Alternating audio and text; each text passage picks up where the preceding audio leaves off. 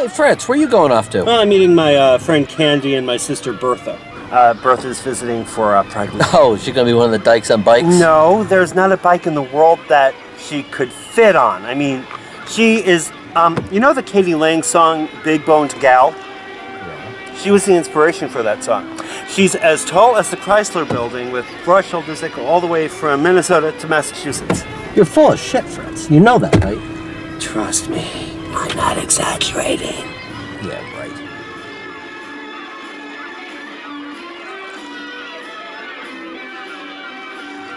So, Fritz, what are you doing on Pride Day? Well, I'm working, and then I'm probably just gonna go home. Working on a major holiday? How could you?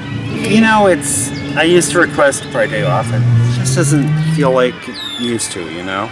I mean, I've been to that parade and done the parties for about, what, 15, 20 years now? It all has this been there, done that feel to it. It's all gotten really crass and commercial, and the first couple of times it was exciting because it was new, and the year gay marriage passed. It was amazing, and it was so energized, and an absolutely incredible experience, but every year since then, it's just lost a little bit more and more each time, and it feels like just going through the motions.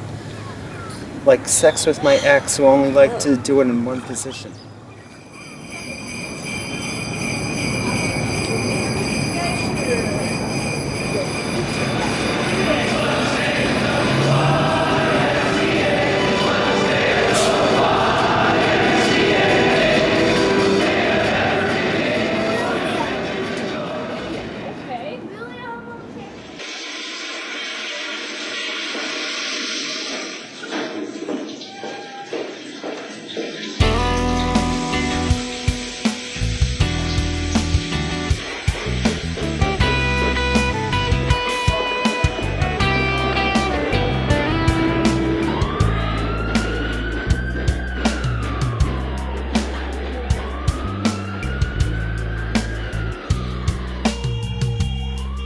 Are you going to stop snooping on the new neighbors and actually take part in this tradition?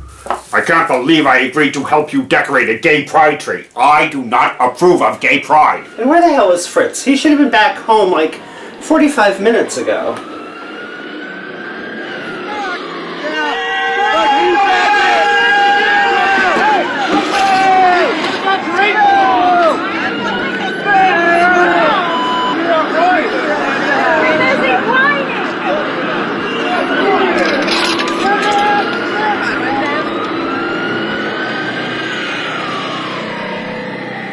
By the way, what the hell are these things supposed to be? Those are decorations for the tree, genius. I know they're decorations for the tree, but what are they? They're the 10 Gaylords playing leapfrog. And these guys? Those are their houseboys. Notice how red their butt cheeks are from all the spankings? Ew! Oh my god, you know, that new neighbor, he is such a grizzly, studly bear. I'm telling you, he's straight. I'm sorry, but he's Oberon, king of the fairies. It's just his job title. So I doubt he's straight. When he gets home, it's a totally different story. Oh my god, who is that woman with him? That would be his wife, Titania, the queen of the fairies. Ah. You don't even know your own history. Well, you know, I would never, ever waste my time with a guy who had a wife, even if he was bi or gay or what have you, because like Grandma Putnam always used to say, a man who burns his candle at both ends is only going to wind up with a very short wick.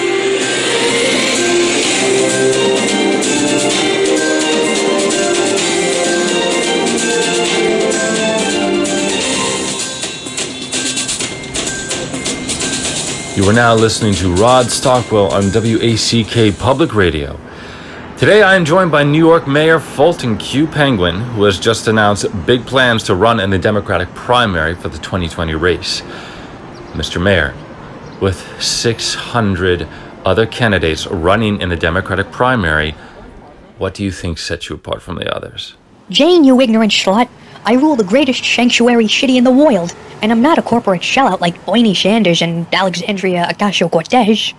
Polls indicate you are less popular than McDonald's and hemorrhoids. Since your reverse stop and frisk policy went into effect, where people can stop and frisk an on-duty officer at any moment, crime has been on the rise. The rat population has quadrupled, and last year you asked that the 9/11 remembrance be moved to a different day because you had other plans on the 11th. Needless to say, the city council rejected said request. If I'm elected president, I promise free housing and free college and free health care for all MS-13 gang members.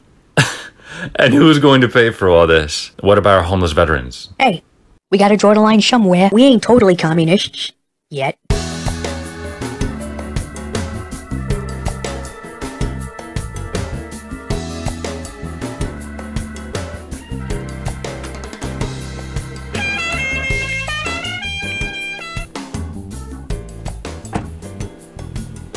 Nancy, Fritz needs to get a bigger car. Look at my hat. This shit would never happen in the Pope Mobile. So, Claire, thanks again for inviting me, Nancy, and Pius over for lunch today. Well, my husband and I are having some important people come over for dinner tonight, and, well, we just got this new chef, and... Oh, I get it. So basically, my brother, Nancy, and I are just human guinea pigs, so you can test out the new chef. And make sure your important guests tonight aren't going to die from food poisoning or something. So anyway, why don't you go inside and make yourself comfortable? I'll be in there shortly. I just have to go water the vegetables. Gardening? No. Supervising the nurse who's giving my husband a bath right now. Duh. What planet do you live on?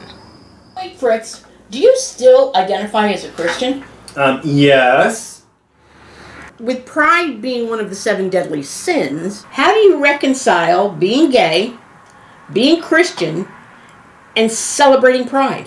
I could see if you were an atheist or a neo-pagan, but what are you laughing As at? a devout Catholic, I just find it hysterical that you, a Methodist, consider yourself to be a Christian.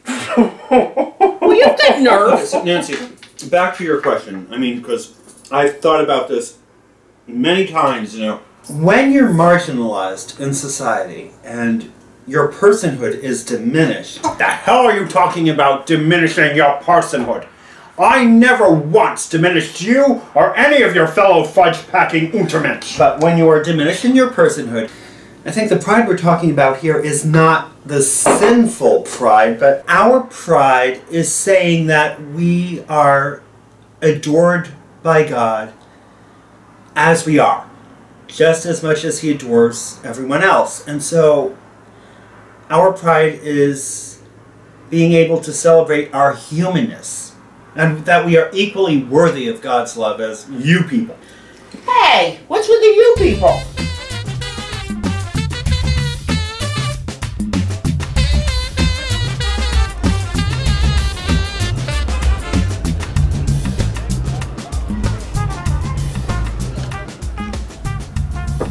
You? Is Fritz around? Fritz is on stakeout. You're his brother Prometheus, aren't you? Oh, yes, but how did you know? He described you. But I thought you were imaginary. Like that sister Bertha of his. But Bertha's real. Yeah, right. I thought you said you were going to wait up for me. Oh, Bertha!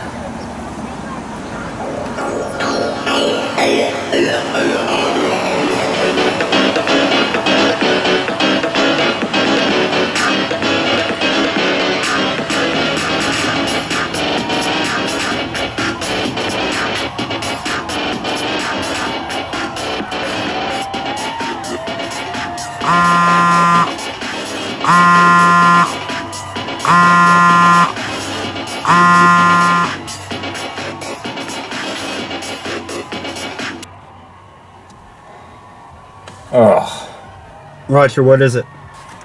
Nothing. My sister again. Okay, and something wrong? I don't know. It's, well, weird. Okay, and do you want to talk about it? With someone, yeah. But not with you. That's even more awkward. Why? My sister wants to know if I want to come to a party for my nephew this weekend. Oh, his birthday or something? No. He's coming out. Oh, that's cool. You know, a family's celebrating something like that, you know? I mean, so many families disown their kids for that. How old is your nephew? He's 7. Wow. Huh. Well, that's certainly, that's really cool, great, interesting. Well, now I don't feel so bad about reacting the way I do. I mean, you're gay and you think it's weird, right? Yeah, well, you know, I think it's a generational thing, you know? I mean, you know, I really can't imagine knowing something like that about oneself at that early in age. I mean, really, Well, I guess I always knew I was heterosexual even before I had a girlfriend, so maybe my nephew's not so weird after all. I guess there were warning signs at that age. I mean, like I used to take the breastplates off my He-Man action figures for no apparent reason, although I would have much preferred taking the breastplate off my Bo action figure from the She-Ra set. Okay. You're beginning to creep me out now. I think I'm gonna go get some coffee now. Wow. The normals really need to come with an instruction book, you know? I don't know what weirds them out so easily sometimes.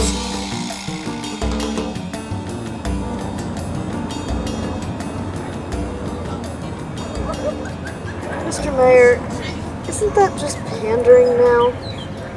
Candy, he's a politician. It's what they all do. Oh, right.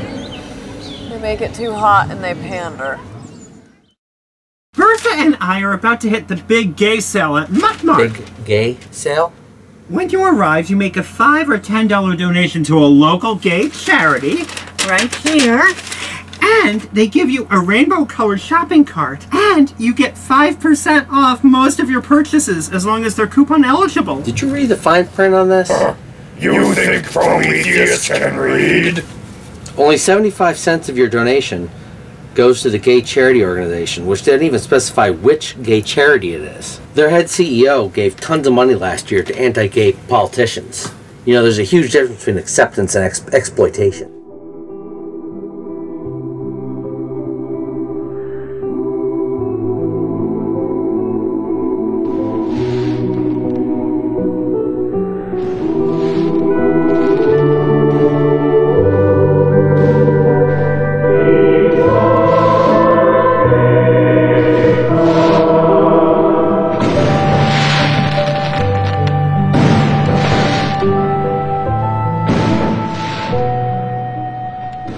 June 28th, 2019, I light a candle in remembrance of the martyrs who came before me and those who are still being martyred today.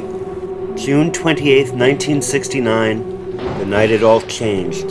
This gritty, bloody, and sacred night when first we found our voice and our might.